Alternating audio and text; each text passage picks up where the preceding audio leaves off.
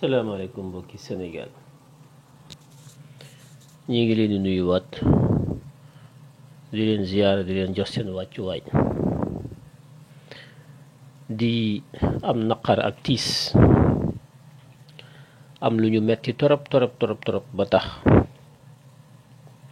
ñu taal suñu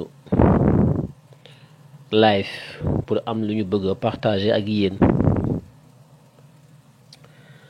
tëddoon nañu mais mënuñu nelaw ndax benn wax bu rëy bu garaaw a garaaw bu jóge ci kii nga xam ne mooy Malick Sall ministre de la justice bu Macky Sall te mu wax ko ci Fuuta ci meeting bi fa amoon ci weekend bi. gis ngeen ni Fuutankoobe yi jógee ñoom ñëpp ñaxtu wane seen naqar ci jafe-jafe yi am ci Fuuta te nguuru Macky Sall teg leen ko 9 ans yoo xam ne dara amu fa mu yëkkati moom Malick Sall 120 millions ànd ak Farba Ngom ñu dugg Fuuta corrompre nit ñi duy ay stade ba mu fees dajale Fuuta yépp ak seen jafe-jafe corrompre leen ñu ne ñii buñ leen dajalee ci stade bi nga xam ne foofu lañ nekkoon lan leen war a wax. amuñu ndox amuñu courant amuñu yoon amuñu hôpital amuñu dara li fa nekk kus néew diaspora fuutanke bi ñoom ñoo koy def. Sénégal takk y a 10 jours fukki ndaw ak ñeent dee si 14 jeunes sont morts le pays est en crise rien ne marche ñu génn rangale seen 20 oto dem Fuuta Malick Sall Farba Ngom lan ngeen di uti Fuuta dajale stade nit ñëpp ñu dugg ngeen fay génn xaalis ñëpp dugg ci stade bi ngeen ñëw ñu ne bu ñu ñëwee xëy na dañuy nangu ne ñoom liggéeyuñu 9 ans dañuy jéggaluñu baalu àq waa Fuuta dañuy bëtt seen bët ñu nangu seen toor ñu ne ñoom ñoo juum ñoom ñoo fàtte waa Fuuta ñu ne ñii bu ñu ñëwee dañuy fexe ba li des ci seen nguur gi muy ñaari at yi des ci nguuru Macky Sall ñu fexe ba waa Fuuta ñu am ndox ñu am hôpital ñu am tali ñu am école ñu am li ñu manqué yépp ñu ne ñoom dañu ñëw pour régler loolu déedéet ñoom ñëwuñu pour régler loolu ndekete lan moo leen indi woon tey Fuuta mooy Malick Sall ministre bi nga xam ne moom moo yor justice nga xam ne dafa war a tegu ci yoon warul far moom Malick Sall boobu moom mooy politique. est-ce que gis ngeen gravité bi am Sénégal ministre bi yor justice moom mooy dem ci meeting bi di politique. bu loolu weesoo bu ngeen déggee télé yi ñu ne Ousmane Sonko na dem wuy ji il faut faire confiance à la justice ku nekk di wax seytaane yi naka la ñuy amee confiance ci justice boo xam ne ministre de la justice bi moo toogoon démb ci biir meeting bi Matam di politique wax fa wax boo xam ne suba Sénégal yëpp war nañ jóg suba fàq ay yat fu Malick Sall nekk ñu génne ko parce que lan la wax ci meeting bi mu ne 14 personnes yi dee jeunes yi ñi ci ëpp ñi ànd ak Ousmane Sonko ñoom ñoo yor fetal ñoom ñoo leen rey mu ne 14 jeunes yi dee li ci ëpp si ñi dee ñi ànd ak Ousmane Sonko ndaw ñi ñoom ñoo am ay fetal ñoom ñoo rey ñi ëpp ci ndaw ñi benn accusation bu garaaw. ñaareel bi mu ne Ousmane Sonko reykatu nit la ñun ñi ànd ak Ousmane Sonko ay reykatu nit lañu ay islamiste lañu ay jihadiste lañu ministre de la justice bu Macky Sall moo taxaw biir Fuuta mu wax bi.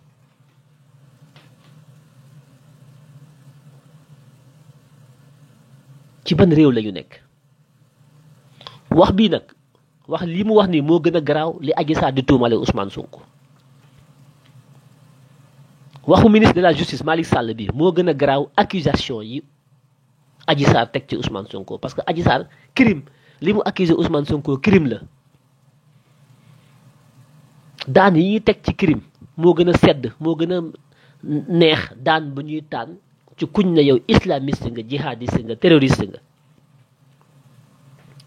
Malick Sall nekkoon Londres di jaay ceeb Macky Sall indi ko def ko ministre de la justice bu dem Fuuta ci mbokki Haalpulaar mi taxaw foofu mu ne Ousmane Sonko reykatu nit la ñi ànd ak Ousmane Sonko ñoom ñoo rey xale yi te ñoom ay islamiste lañu te islamisme bi diine bu bon la mi ngi biir Mali dafa nar a dugg Sénégal est-ce que gis ngeen glissement bu garaaw bi ministre bi Macky Sall dénk justice kon démb bi Ousmane Sonko di wax ne awma confiance ci Malick Sall ministre de la justice awma confiance ci Demba Samba Sall ministre doyen des juges awma confiance ci Bassirou Gueye bi ko Ousmane Sonko doon wax ku nekk di ko critiquer voilà le résultat léegi Sénégal naka lañ bëgg a attee Ousmane Sonko ak Adji Sarr ci justice boo xam ne ministre bi yor justice bi moom déjà mi ngi toog ca Fuuta mu ne Ousmane Sonko reykatu nit la jihadiste la islamiste la ñi ànd ak moom ñëpp ay reykatu nit lañ est-ce que yéen jàpp ngeen ne kon bu ñu demee ci justice Ousmane Sonko dinañ ko àtte ci àtte bu maandu déedéet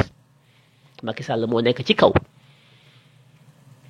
nommé ministre de la justice Malick Sall fu ngi dem rek Ousmane Sonko Pikine gis nga leen ñi ngi doon reyante tey Abdou Karim Sall beneen Sall les Sall Malick Sall Samba Sall doyen des juges Macky Sall président Abdou Karim Sall Oryx ak suñu kii les Sall sont en train de vouloir brûler le Sénégal Sénégalais yi nañu jóg seppi Sall yépp parce que ñii ay baadoola lañ ñii ay descendants des Denyankeeba lañ wax naa ko sànq sama live ay nit ñu doy waat lañ ay nit ñu yées ci Sénégal mooy ñi sant Sall ñi Macky Sall Malick Sall Samba Sall Abdou Karim Sall ministre de l'environnement c'est extrêmement grave lii suba kenn warul nelaw guddi gi man mënuma nelaw fi mu toll nii parce que xamu leen peut-être danger bi ci accusation yi nga xam ne moom le ministre de la justice teg ci kaw loosu Ousmane Sonko ak ñi ànd ak Pastef muy benn opération de liquidation définitive de Pastef xëy na ñu bari xamuñu danger bi heure bi war na ma fekk may nelaw mënuma nelaw j'ai perdu le sommeil tellement que wax bi dafa garaaw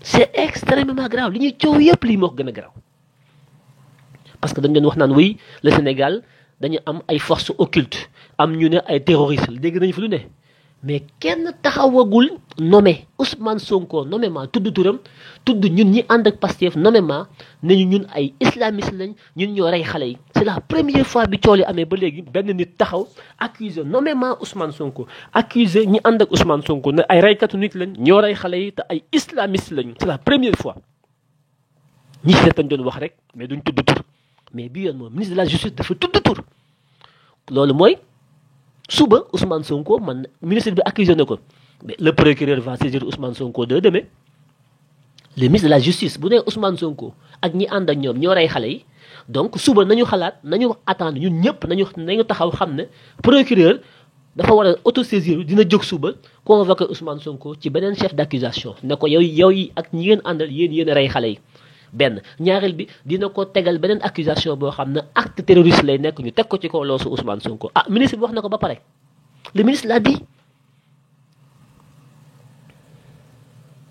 le ministre l'a dit wax na ko maatam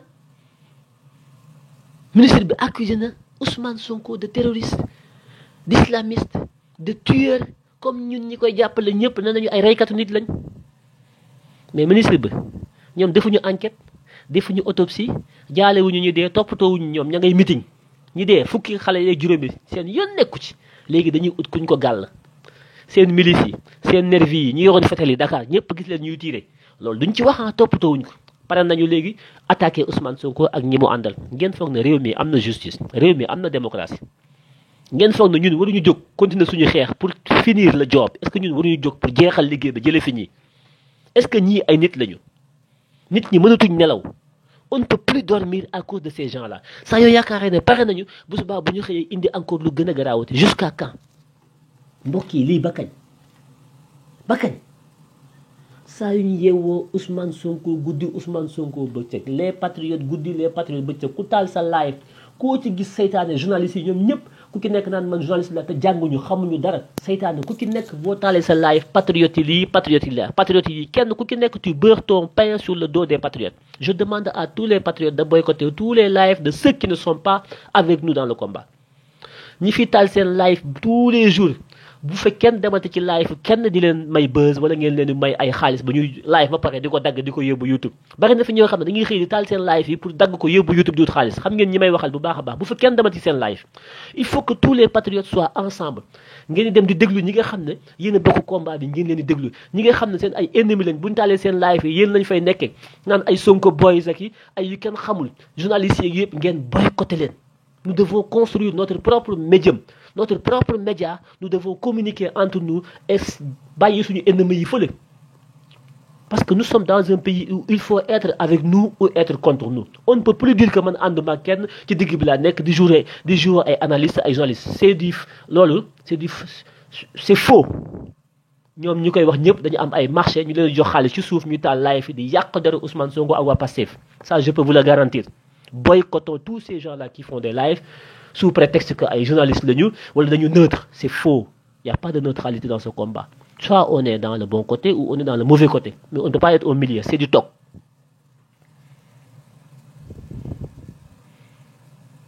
Il faut boycotter tous ceux qui font des lives contre les patriotes. Nan dañuy saga, dañuy violent, c'est des patati, patata, yëpp déedéet. Yéen ñi ñuy xas, yéen ñi dugg ci seen live di seetaan yéen leen di may buzz. Seen seetaan bi ngeen seetaan dañ koy monnayer chez YouTube. Ñun taluñu ay YouTube ak ay ut xaalis. Ñun taluñu loolu. Am na ñoo xam ne xeexuñu ñun Sénégal la ñuy xeexal ëllëgu Sénégal moo ñu ñor nekkuñu fi di ut xaalis ci ñu lay seetaan ak ñu du seetaan boo laay fee dagg dem dugal YouTube. Il faut arrêter, il faut être sérieux. On va dénoncer tout le monde. On va dire les choses.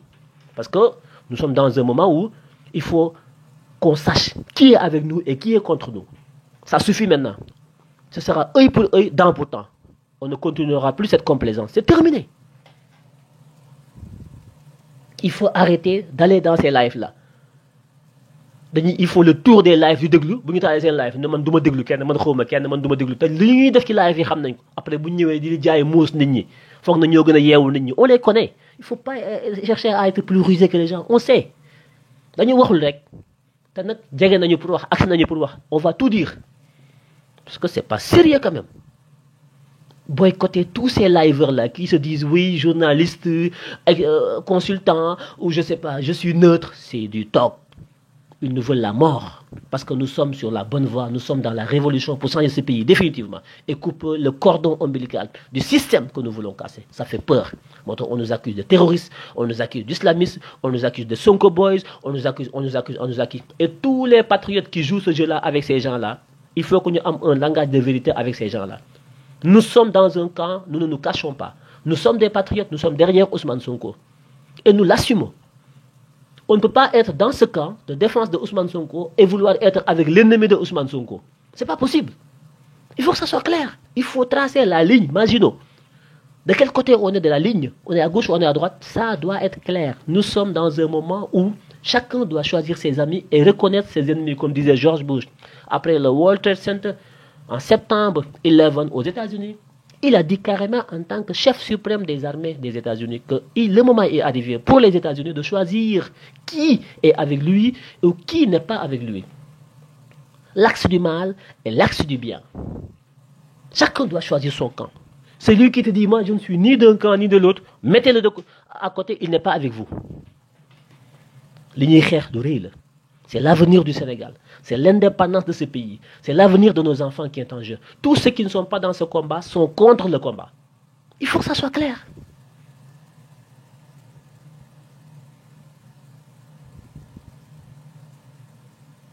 Il faut que ça soit clair. Il faut que nous définir ñi ànd ñun mënuñu taal ay nit ay taal seeni live patriotes yi ñoo fa ëpp ñëw di déglu ñu di leen yekk lu ne di leen xas di leen saaga naan ay Sonko boys ay yu kenn xamul non mais attendez là attendez mais dañu yebaate loolu laax rek Pastef les boys ñooy saaga ku la saaga sax nga ne Pastef moo la saaga ku yor mbubbu Ousmane Sonko dugg ci live bi saaga la nga ne Pastef mais attends là c'est quoi ce raccourci simpliste là? Parce que tu as des problèmes avec des gens, personnellement, dans Pastef, tu veux les régler dans les lives. Il faut que ça cesse là. On ne parle pas de personne, nous, c'est le Sénégal qui nous intéresse. On a un combat patriotique, un combat nationaliste, un combat de libération de notre peuple. Nous ne sommes pas dans des combats de personnes. Oublie ce site, di def sa live, di dagg di dugal YouTube, di ut ay royalties, ñu lay fay, am nga ci droit, suñu nekku ci. Mais bu ñu emballé ci ay di ñu gëmloo na yow da ngay xeexoo quoi. Ñun dañuy xeex ñun. On se bat. Tous les masques vont tomber. On va faire tomber tous les masques. Parce qu'on connaît les masques là. On les connaît. Hein? Mais ce qui est live, moi, Malick Sall, ministre de la Justice, c'est un affront. C'est une accusation gravissime. Et il le fait sur le dos de Ousmane Sonko et de tous les patriotes. Dès demain, il faut qu'on se retrouve rapidement pour trouver des réponses, mais à la hauteur de l'affront. C'est inacceptable. J'arrive pas à dormir parce que peut-être vous allez dormir parce que vous ne mesurez pas la gravité des accusations de la personne. C'est pas n'importe qui. C'est le ministre de la Justice. Il est le patron du procureur de la République qui lui aussi donne des instructions au juge d'instruction. Le ministre de la Justice est nommé par Macky Sall. Est-ce que vous voyez la gravité des accusations? C'est Macky Sall lui-même en personne qui accuse Ousmane Sonko de terroriste. C'est Macky Sall lui-même qui nous accuse, nous, d'être des islamistes et des tueurs. C'est Macky Sall qui nous accuse d'avoir tué la plupart des jeunes qui sont morts la semaine dernière. Parce que si le ministre de la Justice se permet de le dire, c'est parce que c'est Macky Sall qui est derrière, qui cautionne. Et Macky avait dit que, ministre de la Justice, ce que le procureur saisirait qui dossier sensible, mon ministre de la Justice, de saisir Macky Sall qui dossier. Macky Sall, il a le dernier ressort, c'est lui qui décide de qui on doit poursuivre et qui on ne doit pas poursuivre. Donc si le ministre de la Justice se permet de dire que Ousmane Sonko est un tueur à gaz, que c'est un assassin, que c'est lui avec ses supporters qui ont tué la plupart des jeunes et qu'ils sont des terroristes islamistes, c'est bien ça parce que c'est Macky Sall qui l'a dit, parce que c'est lui qui le cautionne. On part du viol au terrorisme, après avoir frôlé l'insurrection, et maintenant on est à l'islamisme. Mais dans quel pays nous sommes? Dans quel pays nous sommes? C'est pas possible. C'est pas possible. Le régime a des tentacules partout. Il paye des gens. Il corrompt des gens qui se disent neutres et tout ça, mais qui travaillent pour le régime. Et le moment venu, les masques vont tomber. Parce que trop nit ki boo ko respecté jox ko cër daf la war a respecté mais man mënuma respecté nit jox ko cër jox ko son égard il passe son temps à casser du sucre sur notre dos comme si on était des pestes, comme si à chaque fois diaboliser. Mais il faut que ça arrête.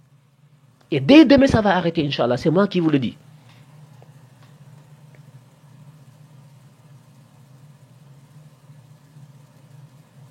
On a besoin de quoi? Nous, on n'a pas besoin d'écouter les autres, hein. On a besoin d'écouter personne. Pourquoi? Parce que nous avons la vérité avec nous. On n'a pas besoin d'écouter qui que ce soit. Qu'on les laisse miauler, qu'on les laisse piailler, qu'on les laisse faire ce qu'ils veulent. Mais nous, on est dans nous. On gère nos informations, on se communique et puis on avance. On a le complexe de personne. Tu vas faale wuñu kenn ëpp ñun ñu xam-xam gënuñu ñoo nekk Sénégalais gënuñu ñoo xam réew mi te nous sommes du bon côté. Quand on est du bon côté, on doit avoir confiance en soi.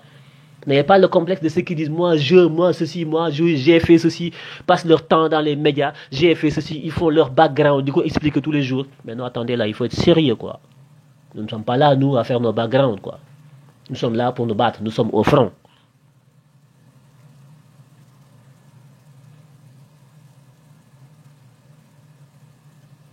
Cette accusation est grave, scandaleuse. Ça prouve que nous n'avons plus d'État. Amatuñu am État, amatuñu réew. La justice est couchée. L'Assemblée nationale est couchée. Tout est entre les mains de Macky Sall. Ils font ce qu'ils veulent. Di buuma ko buumi ku leen neex ñu tëj ku leen neex ñu tijji ku leen neex ñu tuumaal ku leen neex ñu kërëb lu leen neex ñu teg ko ci kaw deru doomu aadama yi te dara du leen ci fekk. te bu ndaw ñu jógee commencé xeex di taal ñu ne lu tax ñuy taal su ndaw ñu duggee ci Auchan yi di toj ñu ne lu tax ñuy toj mais ñoom bu ñu jógee ñoom vayu yi jël seen xaalis dugg seen ay 4x4 dem ba Matam di dal ci kaw xale yi xeex di dal ci kaw Ousmane Sonko di ko tuumaal di ñu tuumaal ñun ñëpp kenn du wax doo dégg kenn ko wax mais bu ñu jógoon tey gi di fayu ñu ne ña ngay taj ña ngay taal te seen wax yi ñu wax moo gën a garaaw toj yi ñuy toj te kenn du wax ba kañ da ngeen ñu bëgg def ay jaam du ñu nekk ay jaam te daañu jóg la deuxième vague daañu jóg te bii yoon du ngeen fi des kenn du fi des kenn du fi des kenn du fi des dama tëdd nelaw jeex xel mi dem ci waxi Malick Sall ci comme avait dit le chanteur dama tëdd nelaw jeex xel mi demul ci laaxira waaye xel mi dafa dem ci waxi Malick Sall yi mënuma nelaw mënuma xaar ba suba mënuma nelaw c'est pas possible.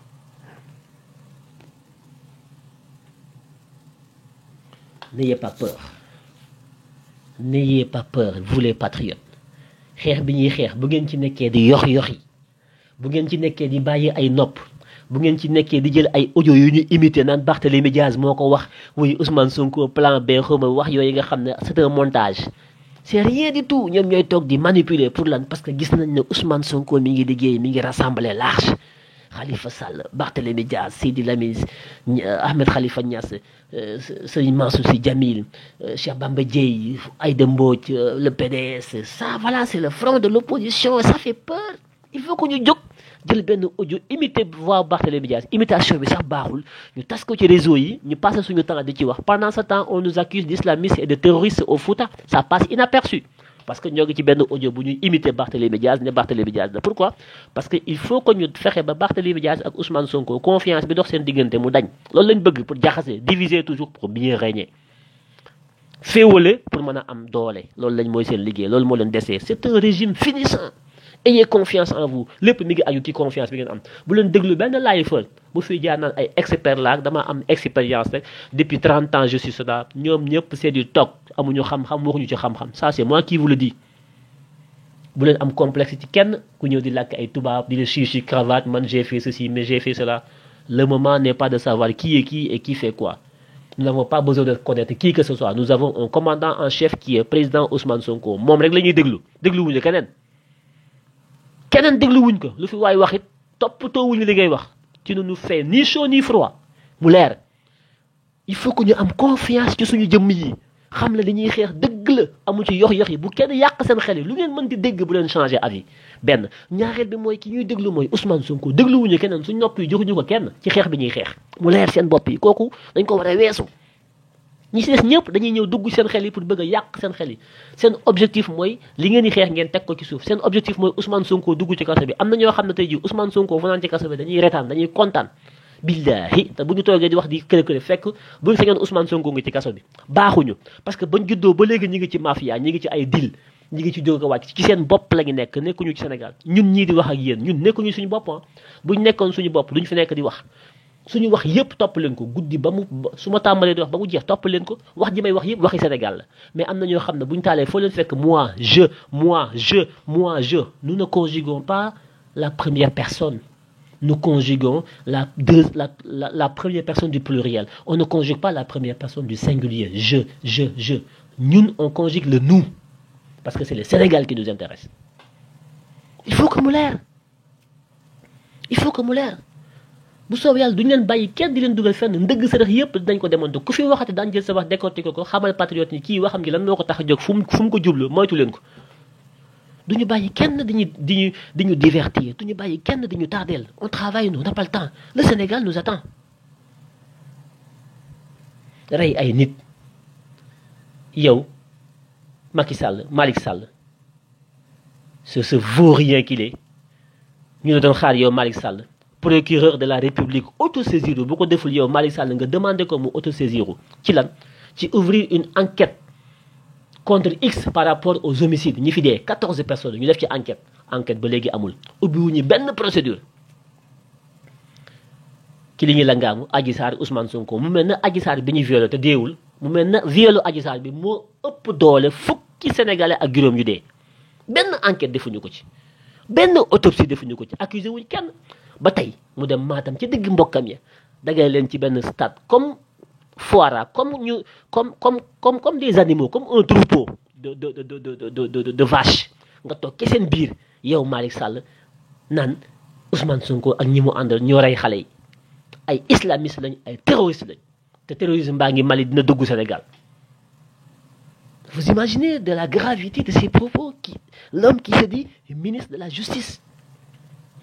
Où sont les nervis yéen gisu leen woon nervis yi bi coow li amee fii gisu leen nervis yi yéen tegu leen ci seen bët ñi yoon fetel yi parcelle ak foofu di dugg di dóor gisu leen tegu leen ci seen bët ñi nekkoon biir Dakar yor seen i fetel nekk ci ay oto yoo xam ne ministère de l'éducation nationale lañ ci bind ñu yëg ci kaw 4x4 yi yor seen i yet seen i jaas yi seen i fetel di dóor gisu leen ñi dugg ci kër yi di dóor ci bopp yi muy toj gisu leen ñi doon rey Bignona ñooñu gisu leen policier bi ñu ki rey Parcelles Assainies kooku gisu leen ko Malick Sall bàyyi fi loolu lépp lijjantiwu ko ñëw di fekk benn opposant boo xam ne dañ ko bëgg a liquider parce que opposant bi projet bi mu yore bu jàllee Sénégal day jàll Côte d'Ivoire day jàll Guinée day jàll Mali day jàll Bénin day jàll Burkina Faso Afrique de l'Ouest gépp ñu ngi taxaw di xaar Ousmane Sonko jàll pour que ñoom tam ñu jàll ñu ne non lii bu ñu ko bu jàllee day yàq système bi kon il faut que ñu liquider Ousmane Sonko enjeu bi dafa dépassé Sénégal léegi enjeu bi dafa nekk enjeu wu Afrique de l'Ouest ñoom ñëpp ñi ngi taxaw di xool Sénégal fu ñu jëm ak Ousmane Sonko est-ce que dañ koy def comme ni ñu defoon Mamadou Dia est-ce que dañ koy def comme ni ñu defoon Cheikh Anta Diop est-ce que loolu mooy enjeu bi bu ngeen dëgërul taxaw am fit ak fulla di déglu ñi ngeen war a déglu daañu fexe ba jaar ci yéen benn par benn dugg seen xel yi yàq seen xel yi ci wax bu rafet ak wax bu nuru jub ak benn voix bu ñu génn bu xaw a nuru voix bi Barthélémy Dias ñu tasaare ko ci biir réseau yi ñenn ñi nga xam ne xëy na ñoom mënuñu disséquer mënuñu xàmmee ñu nax leen ñuy sikki sàkk gagné nañ la c'est fini bokkatoo yow moom bokk nga ci ñi nga xam ne seppi nañ leen ci patriote te lu ngeen gën a bari ñoom ñuy gën a kontaan lu ngeen gën a am ay sikki sàkk ci xeex bi ñuy xeex ñoom ñuy gën a kontaan te jubluwuñ ci leen lu dul yor seen i milliards seen i 4x4 dagale nit ñi car 20 50 000 joxe fii bu ñu paree duggaat seen i jeeg seen i kër seen i frigo yu ki seen i milliards bàyyi leen ci naaj rek ci coono gi ba keroog bu ñu leen soxlawaatee génnaat lii képp mooy seen liggéey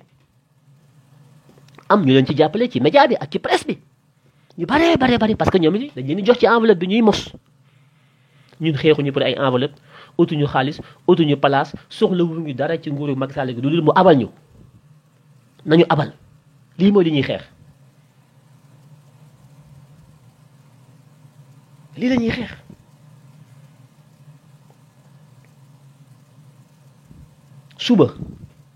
suba le dossier Adji Sarr il faut que mu jël beneen tournure parce que lii mënta continuer mënuñu dem ci procès boo xam ne ministre de la justice procureur bii enquête lu mais dañu waxante dëgg procureur bii enquête lu procureur ministre de la justice mooy patron ministre de la justice Macky Sall mooy patron lii may wax du samay wax Macky Sall la ko wax waxi Macky Sall la leen tegal ci ko table ji Macky ko wax di waa léegi kenn ci ñoom su taxawee ne ñi dee ci xeex bi ñi dee ci manifestation yi Ousmane Sonko ak ñun ñi ànd ak moom ñun ñoo leen rey mais loolu accusation bu garaaw la il faut que dès demain Pastef porte plainte officiellement contre le ministre de la justice il faut une plainte les avocats de Ousmane Sonko et tous les patriotes du Sénégal doivent se constituer pour que les avocats de Ousmane Sonko wala yeneen avocats yu ñu jël ñu porter plainte d'office pour des accusations graves yu ministre de la justice portées à l'endroit de Ousmane Sonko et à l'endroit de tous les patriotes. C'est inacceptable, c'est intolérable, c'est une insulte. Le ministre de la Justice a insulté notre intelligence, il a insulté notre patriotisme, il a insulté notre engagement. Tout ça, il le fait au nom des intérêts étrangers et de leurs propres intérêts, des miettes qu'ils vont ramasser après. Parce que c'est tout le temps comme ça. L'étranger prend la crème et eux, ils vont venir encore prendre les petites miettes qui restent par terre. Dès demain, il faut que vous vous exprimez par rapport à ça. Surtout les Halpulaar. Je vous appelle, vous, la communauté Foutanké. Demain, il faut que vous vous exprimez par rapport à ça. Parce qu'il l'a dit en Halpulaar. Il a parlé en Halpulaar. Mais c'est grave. Nous sommes dans le Sénégal. Il accuse Ousmane Sonko, il dit des choses, il en parle à ses parents Halpulaar. Alors qu'on parle du Sénégal. Les morts, c'est le Sénégal. Ceux qui sont morts là, ce ne sont pas que des Halpulaar. Est-ce que même il y en a?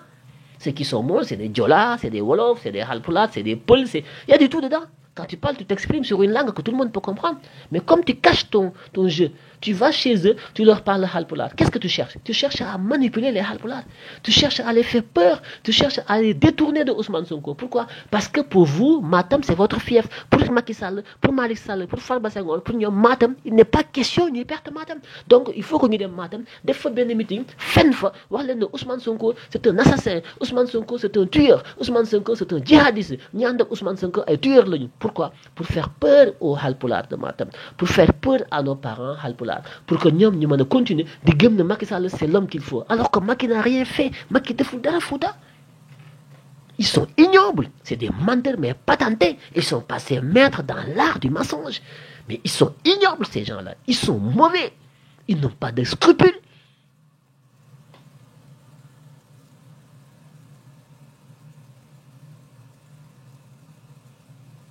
Ils veulent maintenant brûler le Sénégal. Voilà leur objectif. Ils veulent brûler le Sénégal. Sénégal. La Gambie va brûler, la Guinée-Bissau va brûler. Ils ont commencé à fomenter un petit truc là, un meurtre là en Gambie, avec je sais pas quoi, tout ça. Adama Barrow était à Dakar la semaine dernière. Embalo était à Dakar la semaine dernière. D'ici peu de temps, vous allez entendre des problèmes des Sénégalais en Guinée-Bissau. Parce que Embalo, Barrow et Macky Sall kiff. Ils vont essayer de créer une tension ethnique entre la Guinée, la Gambie et le Sénégal. Pour créer une situation de crise majeure pour dougal le mot terroriste dans la sous-région, pour jël ay mesures, pour lay. Parce que le pétrole bi lañ bëgg mbubboo te ñun amuñu ay problème terroriste.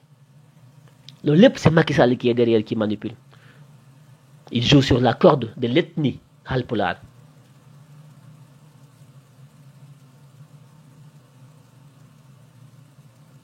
Pour se maintenir au pouvoir, jouir des pouvoirs du fait. Il veut, Macky Sall, sensibiliser la communauté Pulago, qui est une très grande communauté internationale, qui ressemble à la plupart des Peuls et des Halpulaar du monde. Le Pulago, auquel Macky Sall appartient, nous avons Macky Sall pour que nous créions une situation instable d'insurrection et de guerre ethnique. Nous avons Fouta. Ils savent bien ce qu'ils font. Ils ont un plan machiavélique mais dangereux. Mais heureusement que nos parents Pulaar, ils ont compris le jeu. Heureusement, ils ont compris. Ils ne sont pas idiots. Ils ont des politiques. Il y a des milliards dans le trafic de drogue, dans le trafic de faux billets, dans toutes sortes de trafics. Macky Sall, Malick Sall, Cheikh Yérim Seck, il est accusé. Ne ko yow kenkaayiri bi nekk Dakar CCS la xawma naar yi ko moom milliards yi ñu doon rawale di ko dugal Hezbollah trafic bi amoon ci milliards yooyu yow Malick Sall yow sa xaalis yow ay milliards nga ci am bi la Cheikh Yérim accusé da nga ko porté plainte ba dara ko tëj ci kaso bi parce que Cheikh Yérim li muy wax am na ci preuve en tant que journaliste mais dañ ko bëggoon tëj Malick Sall bii le ministre de la justice c'est un trafiquant, c'est une mafia. Il est avec les lobbies libanais les plus dangereux au monde. Dans le domaine du trafic de faux billets et dans le domaine du trafic de la drogue et de financement des forces occultes. Mon Malick Sall bi mooy taxaw naan ñun ay terroristes lañ. Mais il va le payer cher. Il va le payer cher.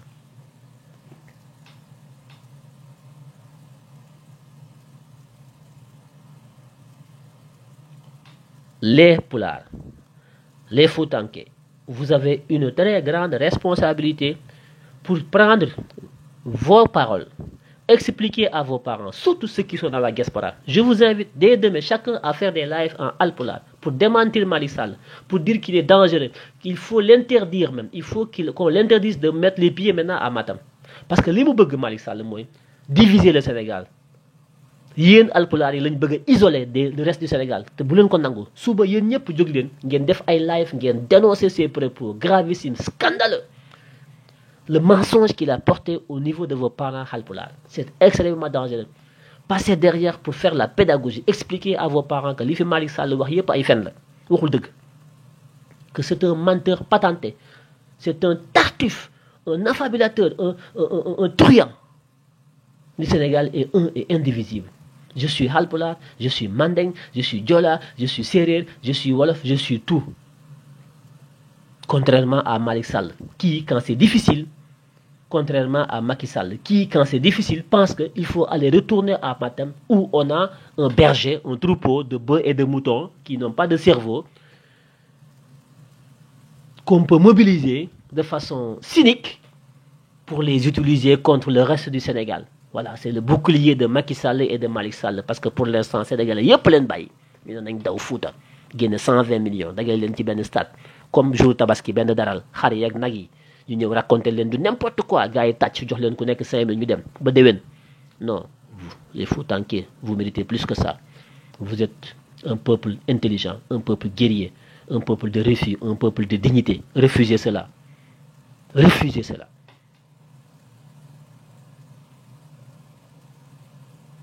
On n'a plus de justice dans ce pays. Le problème fondamental de ce pays, c'est que la justice est couchée. La justice est entre les mains de Macky Sall. Il nous l'avait dit pourtant. Il nous avait dit qu'il y a des gens qu'on ne peut pas mettre en prison. Mais il y a d'autres qu'on peut mettre en prison facilement. Des gens comme Sonko, il faut les mettre en prison. Mais quand c'est Bougazeli, non. Quand c'est Aline Doumbrou Sall qui a appelé à prendre des machettes, jël ay jaasi Aline Doumbrou Sall de Ranérou. nee na Halpulaar yi ngeen xeex jël ay jaasi pour Macky Sall am 3e mandat. Aliou Doumbrou Sall moom respecté wu leen. Aliou Dembourou Sall naka la mën a tiime yéen Halpulaar yi l'intellectuel l'intelligentsia la diaspora Halpulaar nga xam ne c'est des travailleurs ils ont construit chez eux ils ont tout fait Aliou Dembourou Sall nan ngeen jël jaasi pour xeex ak Macky Sall pour mu am 3e mandat dara fekk ko ci procureur woowu ko kenn yóbbu ko kaso waxam boobu appel à l'insurrection la woon c'est ça un acte terroriste quand tu demandes aux gens de ton ethnie nga woo say mbokk Halpulaar Aliou Dembourou Sall ma wax la député nga nekk député du peuple sénégalais nga ne sama mbokki Halpulaar jël leen jaasi suba su Macky Sall naree ñàkk nguur bi nañ ko jël jaasi ñu xeex ko pour mu am beneen mandat 3e mandat yamu fa de mu ne dafay toog 3e mandat bi toog ba doyal su doyalee moom Macky Sall mu jël nguur bi mu joxaat ko beneen Halpulaar bu tudd Abdoulaye Daouda Diallo ministre des finances Aliou Dembourou Diallo moo wax loolu de kenn woowu ko kenn tëju ko ñu bàyyi ko muy dem mu am yenn ministre yi génn di ko jéem a layal na non dafa juum bëggul woon wax lii la wax ni mu génnaat une semaine après mun leen juumuma maa tey li ma wax lii laa wax dama koy waxaat te dara du ma ci fekk parce que nguuru Macky Sall la moom ak Macky Sall ñoo ànd c'est pas Ousmane Sonko mais Aliou Dembourou Sall le député de Ranérou le président du conseil départemental de Ranérou Aliou Dembourou Sall nga xam ne jaay sunguf moo nekkoon liggéeyam ak maraboutage loolu la doon def ne mën na ko maraboutage loolu la xamante Macky Sall ak Marième Faye Sall maraboutage takkal lii naa la lii ndom ba kër boo defee di nga am lii voilà les genres de personnes yu nekk tey au sommet de l'État nekk ay députés di wax lu leen neex nous n'avons plus un État nous n'avons pas de démocratie il y a plus de justice il y a plus rien au Sénégal nous avons un gangster une équipe de gangsters qui sont au sommet de l'État, qui parlent au nom de l'État, qui font tout au nom de la République, mais dans leurs propres intérêts personnels. Les Sénégalais ne comptent pas. Il faut préparer la deuxième vague, préparons la révolution. Il faut en finir avec ces gens-là. Il faut en finir, parce que nous allons encore souffrir. Nous allons encore souffrir avec ces gens-là. Ils vont nous faire souffrir. Il faut que ça cesse. Je ne peux pas dormir. Je suis triste, je suis déçu, et je suis à la fois inquiet quant à l'avenir de ce pays, le mien, le vôtre, celui de mes enfants, de vos enfants, demain, après-demain.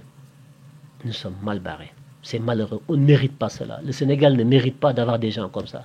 Qu'est-ce que nous avons fait au beau Dieu pour avoir ces gens-là à la tête de ce pays? Qu'est-ce que nous avons fait pour mériter d'être aujourd'hui à ce niveau, avec ces sbires, avec ces parvenus, ces va-nu-pieds, qui, en temps normal, ne devaient même pas être des bergers. Ils n'étaient même pas dignes de conduire nos troupeaux. Ces gens-là, parce qu'ils ne sont pas dignes de confiance. Parce que le berger, c'est un beau métier.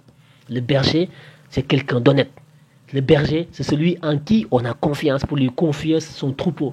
Parce qu'il ne le volera pas, il ne le vendra pas. Le berger, il est digne de confiance. Ces gens-là, ils ne méritent même pas. Dans un pays normal, ils ne mériteraient même pas d'être le berger parce qu'ils ne sont pas dignes de confiance. Ce sont des voleurs et des menteurs. C'est malheureux. C'est malheureux. Ce n'est pas des êtres humains. Voilà.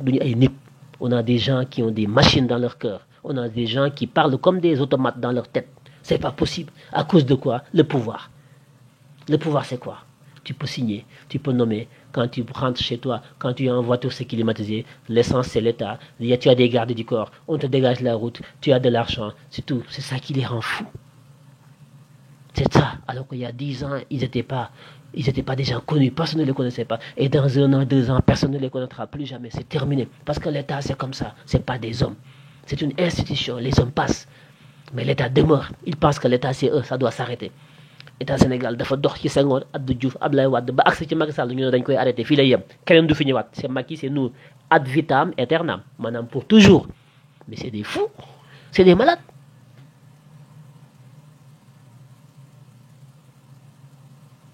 Il faut se battre. Je ne veux pas vous retenir, il fait tard mais j'ai perdu le sommeil. Je suis désolé, il fallait que ma wax ak yéen. Donc on continue le combat demain, on se lève, tout le monde, on s'y met, chacun s'y met. Il ne faut pas les laisser faire. Portons plainte contre le ministre de la Justice et demandons sa démission immédiate et sans condition, tout de suite. Dès demain, il doit démissionner. Parce qu'il avait fait une faute en disant que oui, ceux qui se battaient là, c'était des lambes, des mbeurs là qui n'avaient pas de match. Il avait dit que ce sont des lutteurs. Dafa waxoon mbër yi ñoom ñoo génne di xeex ñooy nervi yi parce que amuñu lamb stade dañ ko tëj loolu la waxoon. Mbër yi jóg dem seeti ko ci ministère mu excusé wu ñu juboo.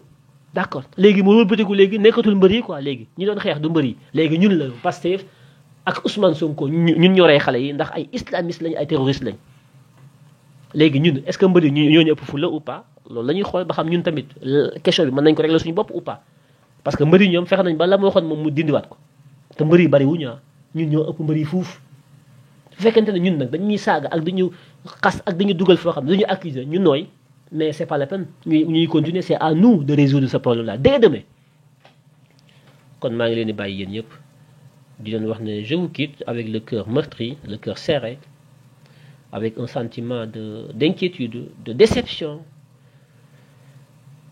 mais avec une détermination d'en découdre avec eux, avec une volonté ferme d'aller jusqu'au bout, au prix de ma vie, pour que ces gens-là dégagent le plus rapidement possible, sans délai, sans condition.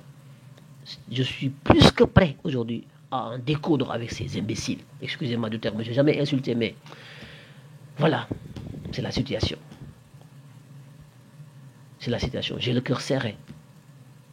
Parce que je suis un humain. Je me suis toujours comporté comme tel, pensant que j'avais affaire à des humains. Mais non. Plus je pousse, plus j'avance, plus je me rends compte que je n'ai pas affaire avec des gens civilisés. Je comprends maintenant pourquoi Hassan Diouf est insulté. Je comprends pourquoi Ousmane Tounkara est nerveux des fois avec eux. Je comprends toutes les personnes des fois qui, à un moment donné, en fait, voilà. À un moment donné, ces gens-là, ils vous poussent au dernier retranchement. Ils vous poussent des fois à aller au-delà de ton humanisme, à être une machine en face d'eux. Parce que ce sont des monstres. Ce sont des monstres. Ce sont des monstres. Nous sommes des gens civilisés. Nous voulons vivre dans un Sénégal civilisé où on peut ne pas être d'accord, mais qu'on ne transgresse pas un certain nombre de limites. Il faut qu'on reste dans les civilités. On peut être en contradiction, on peut ne pas être d'accord, mais de tout, dans les normes conventionnelles, dans la civilité humaine. Mais quand on a affaire à des gens qui ne se comportent pas comme tels, à un moment donné, on est obligé des fois de faire des glissements, de venir les rejoindre sur leur propre terrain d'animosité, sur leur propre terrain d'indignité. Des fois, oui, parce que nous sommes des êtres humains. Ils ne nous facilitent pas la tâche, ces gens-là. C'est pas possible.